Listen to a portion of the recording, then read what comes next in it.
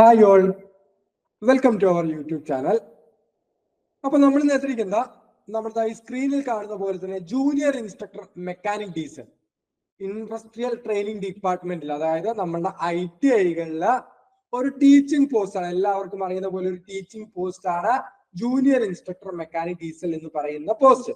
ഒരുപാട് ട്രേഡ് ഉണ്ട് അല്ലെ, mechanic diesel, fit trade, Turner, machinist തുടങ്ങിയ ഒരുപാട് ട്രേഡുകൾ ഉണ്ട്. അതിലൊരു ട്രേഡ് ആണ് മെക്കാനിക് ഡീസൽ എന്ന് പറയുന്ന ട്രേഡ്. പ്രധാനമായിട്ടും ഓട്ടോമൊബൈൽ റിലേറ്റഡ് ആയിട്ടുള്ള വാഹനങ്ങളുടെ എഞ്ചിനുമായി ബന്ധപ്പെട്ട് കിടക്കുന്ന ഒരു ട്രേഡ് ആണ് മെക്കാനിക് ഡീസൽ ട്രേഡ് എന്ന് പറയുന്ന ഭാഗം. എല്ലാവർക്കും അറിയുന്ന കാര്യമാണ്. അപ്പൊ അതിന്റെ പരീക്ഷ നമ്മൾ ഉടനടി പ്രതീക്ഷിക്കുന്നുണ്ട്. ഒരു സെപ്റ്റംബർ മാസത്തിലോ ഒക്ടോബർ മാസത്തിലോ ഒക്കെ, അല്ലെങ്കിൽ ഒക്ടോബർ ആദ്യമോ അല്ലെങ്കിൽ സെപ്റ്റംബർ അവസാനമൊക്കെ ആയിട്ട് നമ്മൾ ഈ ജൂനിയർ ഇൻസ്ട്രക്ടർ മെക്കാനിക് ഡീസലിന്റെ പരീക്ഷ നമ്മൾ പ്രതീക്ഷിക്കുന്നുണ്ട്. അതായത് ഏതാണ്ട് ഒരു 80 ദിവസമേ നമുക്ക് ഇനി പഠിക്കാനുള്ളൂ. കൃത്യമായിട്ട് പറയുകയാണെങ്കിൽ നമ്മളൊരു 80 ദിവസത്തോളമൊക്കെ നമുക്ക് കൃത്യമായിട്ട് പഠിക്കാൻ സമയം കിട്ടുന്നുള്ളൂ. ആ സമയം എങ്ങനെ യൂസ്ഫുൾ ആയിട്ട്, എങ്ങനെ ഉപയോഗപ്രദമായിട്ട് നമുക്ക് കൈകാര്യം ചെയ്യാം, ഏതൊക്കെ ഭാഗങ്ങളിൽ നിന്ന് നമുക്ക് ക്വസ്റ്റ്യൻസ് പ്രതീക്ഷിക്കാം, എങ്ങനെ ഈ ഒരു പരീക്ഷയ്ക്ക് വേണ്ടി നമ്മൾ പ്രിപ്പയർ ചെയ്യണം, ഇനിയും പ്രിപ്പയർ ചെയ്ത് തുടങ്ങാത്തവർക്കും നമുക്ക് എങ്ങനെ ഈ ഒരു പരീക്ഷയെ നമുക്ക് ക്രാക്ക് ചെയ്തെടുക്കുവാൻ പറ്റും, അത്തരത്തിലുള്ള കാര്യങ്ങളൊക്കെയാണ് നമ്മൾ ഇന്നത്തെ ഈ ഒരു ക്ലാസ്സിലൂടെ ഡിസ്കസ് ചെയ്യുവാൻ പോകുന്നത്. അപ്പൊ നമുക്ക് സ്റ്റാർട്ട് ചെയ്യാം. ഇന്ന് നമ്മൾ എത്തിയിരിക്കുന്നത് ജൂനിയർ ഇൻസ്ട്രക്ടർ മെക്കാനിക് ഡീസലിന്റെ ഒരു സ്റ്റഡി പ്ലാനുമായിട്ടാണ് നമുക്ക് വേണമെങ്കിൽ സിമ്പിൾ ആയിട്ട് പറയാം. അപ്പൊ നോക്കാം, നമുക്ക് ആദ്യം നമ്മൾ നോക്കുന്നത് അറിയുന്ന കാര്യമാണ് എങ്കിൽ പോലും നമ്മളൊന്ന് ഒരു ഇൻട്രൊഡക്ഷൻ എന്നുള്ള രീതിയിൽ ജൂനിയർ ഇൻസ്ട്രക്ടർ തസ്തികയുമായി ബന്ധപ്പെട്ട കുറച്ച് കാര്യങ്ങൾ നോക്കുന്നു. പിന്നീട് സിലബസും അതിന്റെ മെറ്റീരിയൽ, നമുക്ക് പ്രതീക്ഷിക്കാവുന്ന സിലബസും അതിന്റെ മെറ്റീരിയൽ നമ്മൾ നോക്കുന്നു. അതിനുശേഷം പ്രീവിയസ് ഇയർ എക്സാം അനലൈസസ്, അതായത് പഴയ പരീക്ഷയും അതിന്റെ രീതികളെ കുറിച്ച് നമ്മൾ ഡീറ്റെയിൽ ആയിട്ട് നോക്കുന്നുണ്ട്. ഇപ്പൊ വരുന്ന പുതിയ ട്രെൻഡും അതിനനുസരിച്ച് നമ്മൾ എങ്ങനെ സ്റ്റഡി സ്ട്രാറ്റജി, നമ്മൾ എങ്ങനെ പഠനം മുന്നോട്ട് കൊണ്ടുപോകണം എന്നുള്ള കാര്യമൊക്കെ നമ്മൾ ഈ ഒരു ഘട്ടത്തിൽ നോക്കുന്നുണ്ട്. അപ്പൊ നമുക്ക് ആദ്യം ജോബ് പ്രൊഫൈലിനെ കുറിച്ച് തന്നെ നോക്കാം. ജൂനിയർ ഇൻസ്ട്രക്ടർ മെക്കാനിക് ഡീസൽ എന്ന് പറഞ്ഞാൽ എല്ലാവർക്കും അറിയുന്ന പോലെ തന്നെ ഇൻഡസ്ട്രിയൽ ട്രെയിനിങ് ഡിപ്പാർട്ട്മെന്റ് ITIകളിലെ ഒരു ടീച്ചിങ് പോസ്റ്റ് ആണ്. വളരെ വലിയ ഒരു സ്കെയിൽ ഓഫ് പേ, അതായത് 37,400 മുതൽ 79,000 രൂപ വരെ ഉള്ള വളരെ വലിയൊരു സ്കെയിൽ ഓഫ് പേ ഉള്ള ഒരു തസ്തികയാണ് ജൂനിയർ ഇൻസ്ട്രക്ടർ മെക്കാനിക് ഡീസൽ എന്ന് പറയുന്നത്. അതായത് മറ്റ് ആനുകൂല്യങ്ങളെല്ലാം നോക്കുമ്പോൾ ഏതാണ്ട് ഒരു 45,000 രൂപയ്ക്ക് അടുത്തൊക്കെ നമുക്ക് ടേക്ക് ഹാൻഡ് സാലറി, അല്ലെങ്കിൽ വീട്ടിലേക്ക് കൊണ്ടുപോകാൻ പറ്റുന്ന സാലറി ഉള്ള ഒരു പോസ്റ്റ് ആണ് ജൂനിയർ ഇൻസ്ട്രക്ടർ തസ്തിക എന്ന് പറയുന്നത്. പിന്നെ ഒരു ടീച്ചിങ് പോസ്റ്റ് ആണ്. പലരുടെയും ഒരു ഡ്രീം തന്നെയായിരിക്കും എന്താ, ടീച്ചിങ് പോസ്റ്റിൽ ജോലി ചെയ്യുക എന്നുള്ളത് അല്ലെ. അപ്പൊ ഒരു ടീച്ചിങ് പോസ്റ്റ് ആണ് എന്ന് മനസ്സിലാക്കുക. ആന്റിസിപ്പേറ്റഡ് വേക്കൻസി ആണ് പ്രതീക്ഷിച്ചിട്ടുണ്ടായിരുന്നത്. ഏജ് ലിമിറ്റ് 19 മുതൽ 44 വയസ്സ് വരെയാണ് ഇതിലേക്ക് അപ്ലൈ ചെയ്യാൻ പറ്റിയിട്ടുണ്ടായിരുന്നത്. 31/1/2024 ആയിരുന്നു ഇതിന്റെ ലാസ്റ്റ് ഡേറ്റ് വരുന്നത്. ഓക്കെ, അപ്പൊ ഇവിടെ നമ്മൾ ശ്രദ്ധിക്കേണ്ട കാര്യം, ഏറ്റവും അവസാനത്തെ നോട്ടിഫിക്കേഷനും ഇപ്പോഴത്തെ നോട്ടിഫിക്കേഷനും നമ്മൾ ഒരു കമ്പാരിസൺ നമ്മൾ മനസ്സിലാക്കേണ്ടതുണ്ട്. ശ്രദ്ധിക്കുക, പഴയ കാലത്തെ ട്രെൻഡ് അല്ല. 2017 അവസാനമായിട്ട് നോട്ടിഫിക്കേഷൻ വന്നത്. 2018-19 കാലഘട്ടങ്ങളിൽ പരീക്ഷ നടത്തുകയും ലിസ്റ്റ് പുറത്തിറക്കുകയും ഒക്കെ ചെയ്തു. അപ്പോഴുള്ള ഒരു ട്രെൻഡ് അല്ല ഇപ്പോൾ നമ്മുടെ PSC നിലനിൽക്കുന്നത്. അതുകൊണ്ട് പഴയ കട്ട് ഓഫോ കാര്യങ്ങളൊന്നും വെച്ച് നമ്മൾ അങ്ങനെ പ്രെഡിക്റ്റ് ചെയ്യാനോ കാര്യങ്ങളൊന്നും സാധിക്കില്ല. പക്ഷെ നമുക്ക് ഏതാണ്ട് ഒരു രൂപം നമുക്ക് ഈ പഴയ നോട്ടിഫിക്കേഷൻ അല്ലെങ്കിൽ പഴയ എക്സാം വെച്ച് നമുക്ക് ഉണ്ടാക്കിയെടുക്കുവാൻ സാധിക്കും. 2017 അവസാനമായിട്ട് PSC junior instructor mechanic diesel തസ്തികയിൽ നോട്ടിഫിക്കേഷൻ പുറത്തിറക്കിയിട്ടുണ്ടായിരുന്നത്. 570/2017 ആയിരുന്നു അന്നത്തെ കാറ്റഗറി നമ്പർ.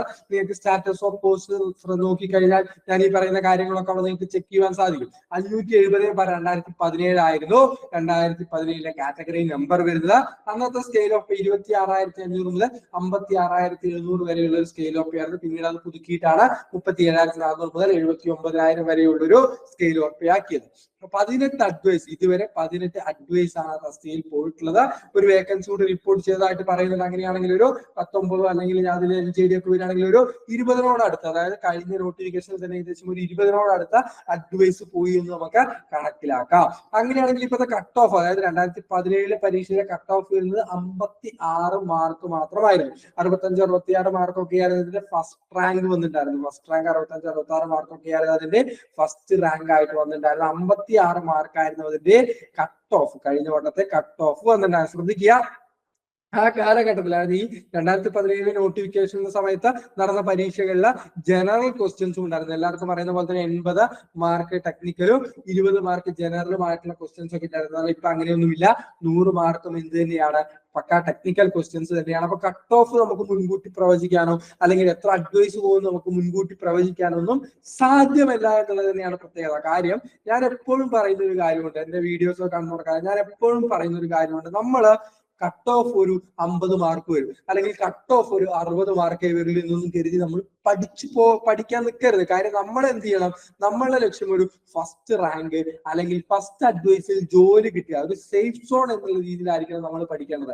അതിനെങ്ങനെയാ ചെയ്യുക, നമ്മൾക്ക് കഴിയാവുന്ന മാക്സിമം മാർക്ക് ആയിരിക്കണം നമ്മുടെ കട്ട് ഓഫ് നമ്മൾ ലക്ഷ്യം ചെയ്യേണ്ടത്. നമ്മൾക്ക് കഴിയാവുന്ന മാക്സിമം മാർക്ക്, എനിക്കൊരു 90 മാർക്കാണ് എന്റെ ടാർഗറ്റ്, എനിക്ക് ആ 90 മാർക്ക് വാങ്ങിക്കാൻ പറ്റണം. എനിക്കൊരു 85 മാർക്കാണ് എന്റെ ടാർഗറ്റ്, എനിക്ക് അത് വാങ്ങിക്കാൻ പറ്റണം. ആ ഒരു ആത്മവിശ്വാസത്തോടു കൂടി തന്നെ വേണം നമ്മൾ പരീക്ഷയോട് പ്രിപ്പയർ ചെയ്യാൻ വേണ്ടി. പിന്നെ അഡ്വൈസ് സ്റ്റാറ്റസ് പറയുകയാണെങ്കിൽ നമുക്കൊരു പ്രതീക്ഷയാണ് പറയുന്നത്. നമുക്ക് ഏതാണ്ട് ഈ ഒരു അഡ്വൈസിൽ തന്നെ ഈ വരുന്ന ഒരു ലിസ്റ്റിലും പ്രതീക്ഷിക്കാം. കാരണം assistant motor vehicle inspector, workshop instructor mechanical, workshop instructor automobile, lecturing polytechnic college, അങ്ങനെയുള്ള ഒരുപാട് നല്ല നല്ല പോസ്റ്റുകളിൽ പരീക്ഷ നടന്നു നിൽക്കുന്ന ഒരു സമയമാണ്. ഏതാണ്ട് സമാനമായിട്ടുള്ള ആളുകൾ തന്നെയായിരിക്കും ജൂനിയർ ഇൻസ്ട്രക്ടർ മെക്കാനിക് ഡീസൽ തസ്തികയിലും ലിസ്റ്റിൽ വരാൻ പോകുന്നത്, ആദ്യ റാങ്കുകളിലൊക്കെ വരാൻ പോകുന്നത്. പക്ഷെ നമ്മൾ എന്ത് ചെയ്യരുത്, ആ ഒരു പ്രതീക്ഷ നമുക്ക് എപ്പോഴും വെച്ച് പുലർത്തണം. പക്ഷെ നമ്മളെ ഫസ്റ്റ് റാങ്ക് അയാൾക്ക് കിട്ടിയല്ലോ എന്ന് കരുതി നമ്മൾ പഠിക്കാതിരിക്കരുത്. അത് മറ്റൊരു കാര്യം.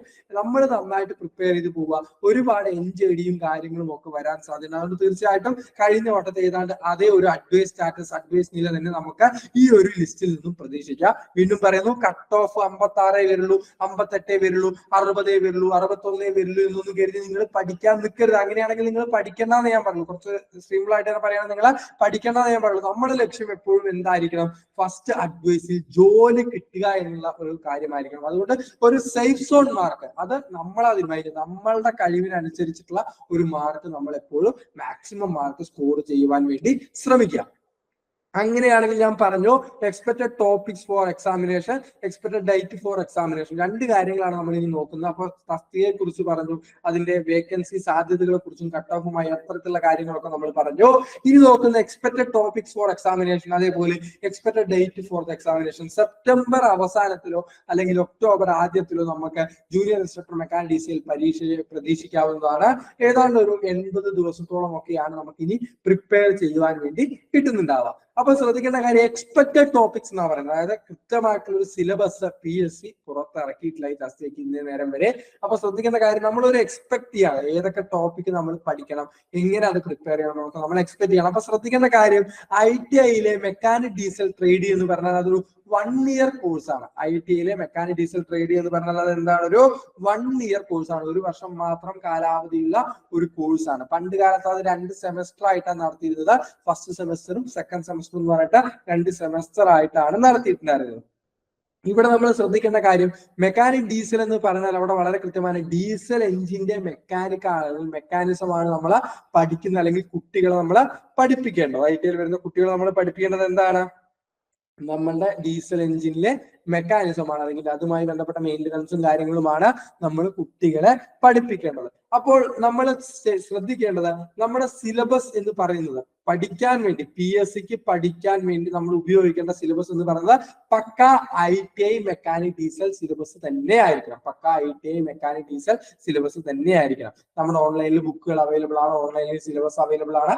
അതിൽ നിന്ന് എന്ത് ചെയ്യുക, നമ്മുടെ കൃത്യമായിട്ടുള്ള മെക്കാനിക് ഡീസലിന്റെ സിലബസ് തന്നെ നമ്മൾ ഈ ചാനൽ എന്താ പറയാ, അതായത് ഓരോ കുത്തും കോമയും ഇടാതെ നമ്മൾ എന്ത് ചെയ്യണം, നമ്മളുടെ മെക്കാനിക് ഡീസൽ സിലബസ് നമ്മൾ പഠിക്കേണ്ടിയിരിക്കുന്നു. ശ്രദ്ധിക്കേണ്ട കാര്യം, നമ്മളുടെ ITI സിലബസ് പ്രകാരം 16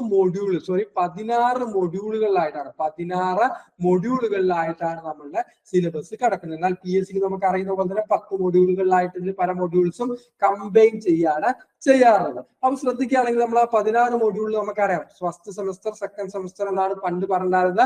ഫസ്റ്റ് സെമസ്റ്റർ 7 മൊഡ്യൂളും ബാക്കിയുള്ള മൊഡ്യൂൾസ് എന്താണ്, സെക്കൻഡ് സെമസ്റ്ററിലുമാണ് വന്നിട്ടുണ്ടായിരുന്നത്. ശ്രദ്ധിക്കുക, ഫസ്റ്റ് സെമസ്റ്ററിലെ 7 മൊഡ്യൂളുകള് വർക്ക്ഷോപ്പ് സേഫ്റ്റിയുമായി ബന്ധപ്പെട്ടതും ബേസിക് വർക്ക്ഷോപ്പ് ടൂൾസുമായി ബന്ധപ്പെട്ടതുമായിട്ടുള്ള കാര്യങ്ങളാണ്. ഓട്ടോമൊബൈൽ തുടങ്ങുന്നത് സെക്കൻഡ് സെമസ്റ്റർ അഥവാ മൊഡ്യൂൾ 8 മുതലാണ്. പണ്ട് കാലത്ത് മൊഡ്യൂൾ 8 മുതലാണ് തുടങ്ങുന്നത്. ഇപ്പൊ സെമസ്റ്റർ സിസ്റ്റം അല്ല ITIകളിൽ ഉള്ളത്, ഇപ്പൊ ഇയർ വൈസ് സിസ്റ്റമാണ്. ഇപ്പൊ ഫസ്റ്റ് ഇയർ എന്നേ പറയുള്ളൂ. ആദ്യത്തെ 6 മാസം നമ്മൾ ഈ ആദ്യത്തെ 7 മൊഡ്യൂളുകളാണ് പഠിക്കുക. പിന്നത്തെ 6 മാസം നമ്മൾ മൊഡ്യൂൾ 8 മുതൽ മൊഡ്യൂൾ 16 വരെയുള്ള കാര്യങ്ങളുമാണ് പഠിക്കുന്നുണ്ട്. അപ്പൊ ശ്രദ്ധിക്കുന്ന കാര്യം, നമ്മൾ പഠിക്കുന്ന എന്താണ് ITI മെക്കാനിക് ഡീസൽ സിലബസ് ആണ്. അപ്പോൾ ഇത് തന്നെ ആയിരിക്കും നമ്മുടെ PSC സിലബസും വരിക. യാതൊരു മാറ്റവും ഉണ്ടാകാൻ സാധ്യത ഇത് തന്നെയായിരിക്കും PSC സിലബസും വരിക.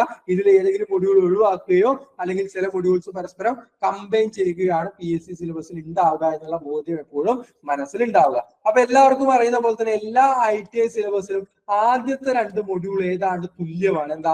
മൊഡ്യൂൾ 1 എന്ന് പറഞ്ഞാൽ സേഫ്റ്റി വർക്ക്ഷോപ്പ് പ്രാക്ടീസസ് എന്ന് പറയുന്നത് വർക്ക്ഷോപ്പ് സേഫ്റ്റിയുമായി ബന്ധപ്പെട്ടുള്ള മൊഡ്യൂളാണ്. മൊഡ്യൂൾ 1 എന്ന് പറഞ്ഞാൽ അതെന്താണ്? വർക്ക്ഷോപ്പ് സേഫ്റ്റിയുമായി ബന്ധപ്പെട്ടിട്ടുള്ള ഒരു മൊഡ്യൂളാണ്. മൊഡ്യൂൾ 2 എന്ന് പറഞ്ഞാൽ മെഷറിംഗ് മാർക്കിംഗ് വർക്ക്ഷോപ്പ് ടൂൾസ്. അപ്പോൾ നമ്മൾ എല്ലാ ITI കോഴ്സുകൾക്കും, അതുപോലെ മെക്കാനിക് ഡീസൽ ആയിക്കോട്ടെ, ഫിറ്റർ ആയിക്കോട്ടെ, ഇനി ട്രേഡ്സ്മാൻ പരീക്ഷ ആയിക്കോട്ടെ, ജൂനിയർ ഇൻസ്ട്രക്ടർ പരീക്ഷ ആയിക്കോട്ടെ, മെക്കാനിക്കൽ റിലേറ്റഡ് ആയിട്ടുള്ള എല്ലാ ITI പരീക്ഷകൾക്കും മൊഡ്യൂൾ 1ഉം മൊഡ്യൂൾ 2ഉം ഏതാണ്ട് സമാനമായിട്ടാണ് കാണുവാൻ സാധിക്കുന്നത്. കാരണം വർക്ക്ഷോപ്പ് സേഫ്റ്റിയും അതേപോലെ measuring and marking tools, workshop ടൂൾസുമായി ബന്ധപ്പെട്ട മൊഡ്യൂളുകൾ. പിന്നെ ഫാസ്റ്റനിങ് ആൻഡ് ഫിറ്റിംഗ് എന്ന് പറയുന്നത് നമ്മുടെ ബേസിക് ആയിട്ടുള്ള നട്ടുകൾ, ബോൾട്ടുകൾ, അങ്ങനെയുള്ള കാര്യങ്ങളൊക്കെ ഉൾപ്പെടുത്തിയിട്ടുള്ള ഫാസ്റ്റനിങ് ആൻഡ് ഫിറ്റിംഗ് എന്ന് പറയുന്ന ഒരു മൊഡ്യൂള്. ഡീറ്റെയിൽ ആയിട്ട് നമുക്ക് ഓരോ മൊഡ്യൂളിലും പഠിക്കാനുള്ള കാര്യങ്ങൾ നമുക്ക് നോക്കാം. ജസ്റ്റ് മൊഡ്യൂളിന്റെ പേരുകൾ മാത്രമാണ് ഇപ്പൊ പറഞ്ഞു പോകുന്നത്.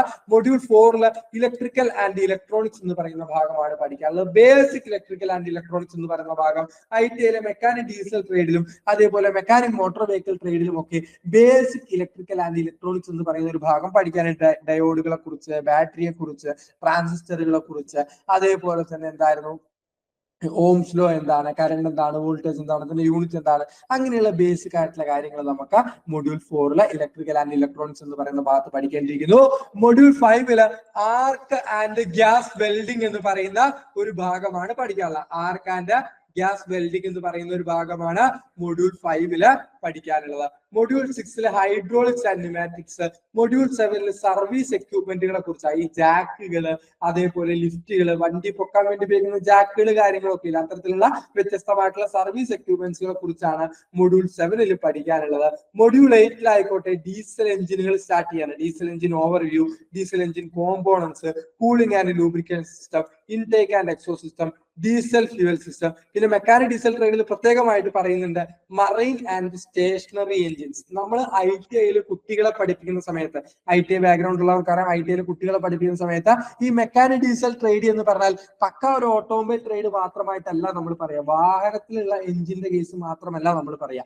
വളരെ വലിയ സ്റ്റേഷനറി എഞ്ചിൻസിന്റെ കാര്യങ്ങൾ നമ്മൾ ഡിസ്കസ് ചെയ്യാറുണ്ട്. സ്റ്റേഷനറി എഞ്ചിൻസ് എന്ന് പറഞ്ഞാൽ വളരെ വലിയ ജനറേറ്റർ പോലെയുള്ള എഞ്ചിനുകളെ കുറിച്ച് നമ്മൾ പഠിക്കാറുണ്ട്.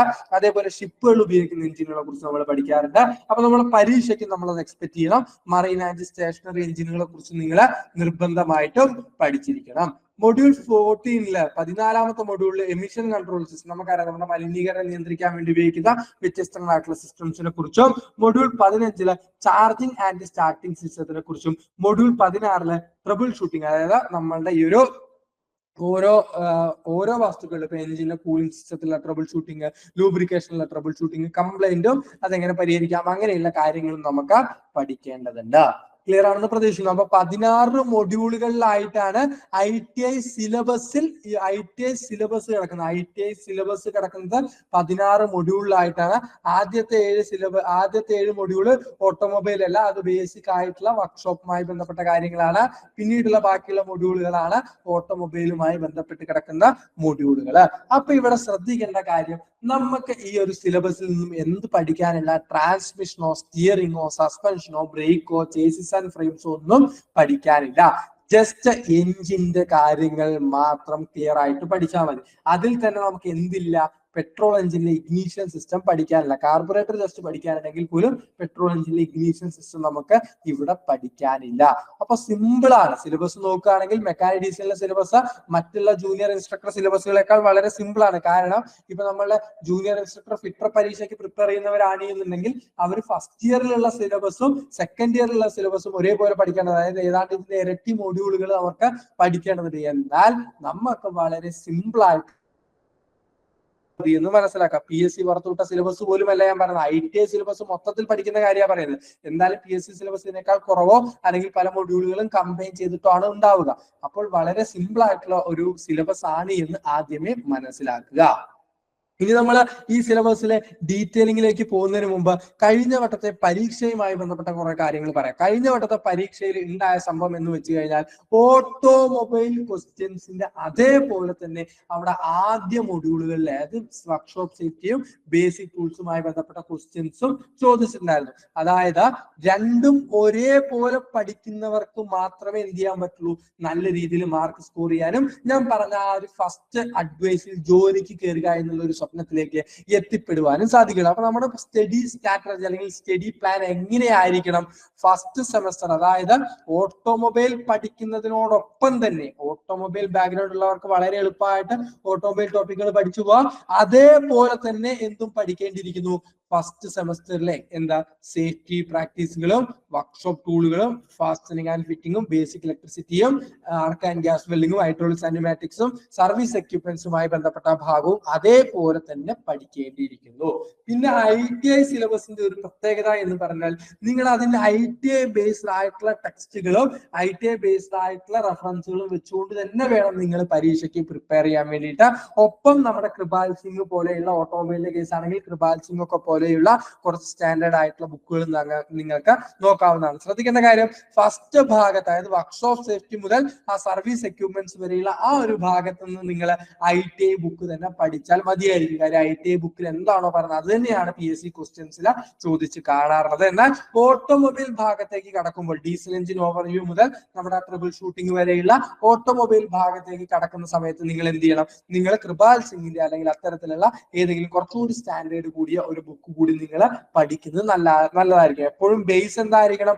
ITI ബുക്ക് നിമി ബേസ്ഡ് ആയിട്ടുള്ള ബുക്കുകൾ തന്നെ ആയിരിക്കണം. പിന്നീട് അതിന്റെ കുറച്ച് അഡ്വാൻസ്ഡ് ആയിട്ടുള്ള കാര്യങ്ങൾ പഠിക്കുന്നതിന് വേണ്ടിയിട്ട് നിങ്ങൾ കൃപാൽ സിംഗ് പോലെയുള്ള ബുക്കുകൾ കൂടി നോക്കുന്നത് നന്നായിരിക്കും. ഞാനത് പറയാൻ കാരണം ഇപ്പൊ കുറച്ച് കാലങ്ങളായിട്ട് ഒരു 8 മാസങ്ങളായിട്ട് നടക്കുന്ന പല പരീക്ഷകളിലും ITI ബേസ്ഡ് ആയിട്ടുള്ള ക്വസ്റ്റ്യൻസ് ആണ് പ്രതീക്ഷിച്ചു പോകുന്നത് എങ്കിൽ പോലും കൃപാൽ സിംഗിന്റെ ബുക്കിൽ നിന്നൊക്കെ വരുന്ന ക്വസ്റ്റ്യൻസും ആ ഭാഗങ്ങളിൽ നമുക്ക് കാണുവാൻ സാധിക്കുന്നത്. അതുകൊണ്ടാണ് പറയുന്നത് അപ്പൊ കൃപാൽ സിംഗിന്റെ ബുക്ക് നിങ്ങൾക്ക് റെഫർ ചെയ്യാവുന്നതാണ്. അതേപോലെ തന്നെ ITI മെക്കാനിക് ഡീസലിന്റെ ബുക്ക് നിങ്ങൾക്ക് റെഫർ ചെയ്യാവുന്നതാണ്. ഓക്കെ ആണ്. അപ്പൊ പഴയ പരീക്ഷയുടെ പാറ്റേൺ എങ്ങനെയാണെന്ന് പറഞ്ഞു, എങ്ങനെ ഈ ഒരു പരീക്ഷയുടെ സിലബസ് കടക്കുന്നു എന്ന് പറഞ്ഞു. ഇത് നമുക്കിതിൽ ഓരോ മൊഡ്യൂൾസിലും കുറച്ച് ഡെപ്ത് ആയിട്ട് എന്തൊക്കെയാണ് ഇമ്പോർട്ടന്റ് ആയിട്ട് പഠിക്കാനുള്ളത് എന്ന് നമുക്ക് നോക്കാം. സേഫ്റ്റി വർക്ക്ഷോപ്പ് പ്രാക്ടീസ് എന്ന് പറയുന്ന മൊഡ്യൂൾ, അതായത് ITI സിലബസ് പ്രകാരം മൊഡ്യൂൾ 1 എന്താണ്? Knowledge of personal safety and safety precaution, handling diesel machines, concept of house keeping, first aid, occupational health and safety, safety practice, fire extinguisher, energy conservation process. ഒരുവിധപ്പെട്ട mechanical ITI level പരീക്ഷയിലെല്ലാം safety workshop practice പരീക്ഷയിൽ കാണാറുണ്ട്. Fire ഫൈറ്റിംഗുമായി ബന്ധപ്പെട്ട കാര്യങ്ങൾ, class A fire, class B fire, class C, class D തരത്തിലുള്ള ഫയറുകളും അതിന്റെ fire fighting ടെക്നിക്കുകൾ, സ്മോദറിംഗ് എന്താണ്, കൂളിംഗ് എന്താണ്, സ്റ്റാർവിംഗ് എന്താണ്, സ്ഥിരമായി ചോദിക്കുന്ന smothering, isolate the supply of oxygen from the fire is called, സ്ഥിരമായി ചോദിക്കുന്ന ഒരു question. Isolate the supply of oxygen from the fire is called smothering, സ്ഥിരമായി ചോദിക്കുന്ന ഒരു ക്വസ്റ്റ്യൻ ആണ്.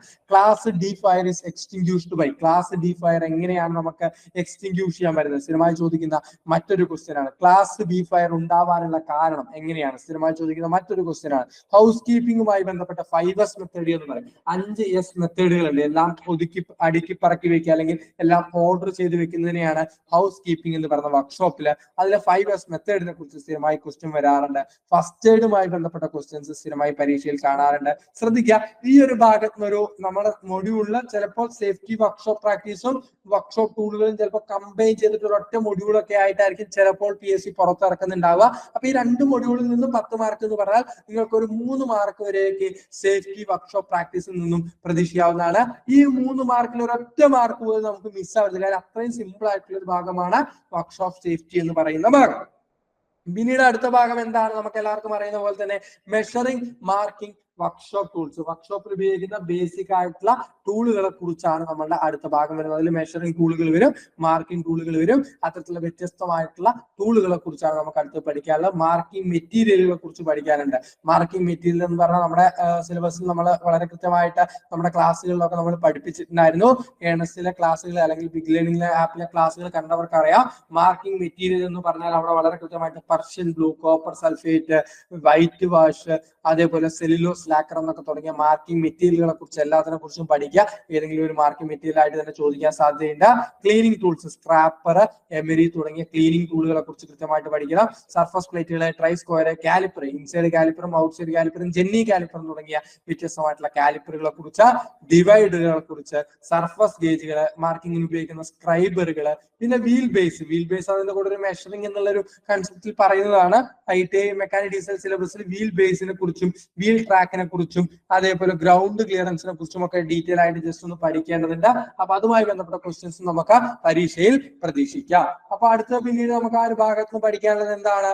നമ്മുടെ സ്റ്റീൽ റൂളുകളെ കുറിച്ച് പഠിക്കാനുണ്ട്, എയർ ഇമ്പാക്ട് റഞ്ചുകളെ കുറിച്ച് പഠിക്കാനുണ്ട്, ചിസലുകളെ കുറിച്ച്, കട്ടിംഗ് ടൂൾ ആയിട്ടുള്ള ചിസലുകളെ കുറിച്ചും ഹാമറുകളെ കുറിച്ചും ഒക്കെ നമുക്ക് പഠിക്കേണ്ടതുണ്ട്. അല്ലൻ കീകളെ കുറിച്ച് പഠിക്കണം, ബെഞ്ച് വൈസിനെ കുറിച്ച് പഠിക്കണം, C clamp, tool makers clamp, സ്പാനറുകൾ, വ്യത്യസ്തമായിട്ടുള്ള സ്പാനറുകളും അതിന്റെ യൂസുകളും. ശ്രദ്ധിക്കുക, വ്യത്യസ്തമായിട്ടുള്ള സ്പാനറുകളും അതിന്റെ യൂസുകളും അവിടെ കുറച്ച് ഡീറ്റെയിൽ ആയിട്ട് തന്നെ പഠിക്കണം. കഴിഞ്ഞ വട്ടം പരീക്ഷയിൽ ഒരു ക്വസ്റ്റ്യൻ ഉണ്ടായിരുന്നു, നമ്മുടെ സോക്കറ്റ് സ്പാനറിലെ ചില ടൈപ്പുമായി ബന്ധപ്പെട്ട്. സാധാരണ ഉപയോഗിക്കുന്ന കൺവെൻഷണൽ ടൈപ്പ് റിംഗ് സ്പാനറും അതേപോലെ ഡബിൾ എൻഡ് സ്പാനറും ഒന്നുമല്ല, സോക്കറ്റ് സ്പാനറും ഒന്നും അല്ലാതെ തന്നെ സോക്കറ്റ് സ്പാനറിലെ ടൈപ്പുകളെ കുറിച്ച്, സോക്കറ്റ് ഹാൻഡിലിംഗ് മെക്കാനിസത്തെ കുറിച്ച്, സോക്കറ്റ് സ്പാനർ അല്ലെങ്കിൽ സോക്കറ്റിനെ റൊട്ടേറ്റ് ചെയ്യാൻ വേണ്ടി ratchet handle, torque wrench, speed handle, T handle തുടങ്ങിയ ഒരുപാട് ഉപകരണങ്ങൾ ഉപയോഗിക്കാറുണ്ട്.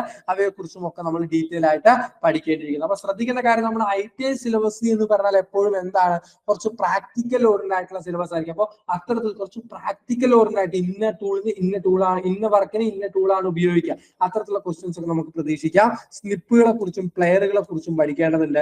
പ്രിസിഷൻ മെഷറിംഗ് ഇൻസ്ട്രുമെന്റ്സിൽ ഔട്ട്സൈഡ് മൈക്രോമീറ്ററും ഡെപ്ത് മൈക്രോമീറ്ററും, ഇൻസൈഡ് മൈക്രോമീറ്ററും ഔട്ട്സൈഡ് മൈക്രോമീറ്ററും, ഡെപ്ത് മൈക്രോമീറ്ററും, വെർനിയർ കാലിപ്പറും, അങ്ങനെയുള്ള telescopic gauge, bore dial gauge, dial test indicator, straight edge, feeler gauge, vacuum gauge, tyre pressure gauge, ഇതൊക്കെ എന്താണ്, പ്രിസിഷൻ മെഷറിംഗ് ഇൻസ്ട്രുമെന്റ്സിൽ പെടുന്ന കാര്യങ്ങളാണ്.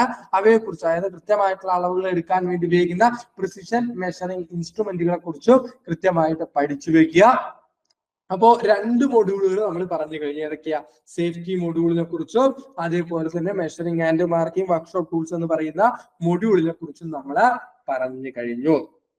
അപ്പൊ നിങ്ങൾക്ക് ഏതാണ്ട് ഒരു ചിത്രം കിട്ടി എന്ന് പ്രതീക്ഷിക്കുന്നു. അതായത് ഓരോ മൊഡ്യൂളിലും നമുക്കൊരു, ഞാൻ പറഞ്ഞു 16 മൊഡ്യൂളിൽ നമ്മൾ പല മൊഡ്യൂൾസും കമ്പൈൻ ചെയ്തിട്ടാണ് PSC ക്വസ്റ്റ്യൻ പേപ്പറിൽ ഉണ്ടാവുക. ഏതൊരു ഭാഗത്തു നിന്നും ക്വസ്റ്റ്യൻ ചോദിക്കാം. ഇപ്പൊ ഈ ചിത്രത്തിൽ നോക്കി എത്ര ടൂൾ കാണുന്നുണ്ട്? അല്ലൻ കീ കാണുന്നുണ്ട്, ബെഞ്ച് വൈസ് കാണുന്നുണ്ട്, ടെലിസ്കോപ്പിക് ഗേജ് കാണുന്നുണ്ട്, വെർനിയർ കാലിപ്പർ കാണുന്നുണ്ട്, മൈക്രോമീറ്റർ കാണുന്നുണ്ട്, ഡയൽ ടെസ്റ്റ് ഇൻഡിക്കേറ്റർ കാണുന്നുണ്ട്, സ്നിപ്സ് കാണുന്നുണ്ട്, പ്ലെയർ കാണുന്നുണ്ട്, സ്പാനർ കാണുന്നുണ്ട്.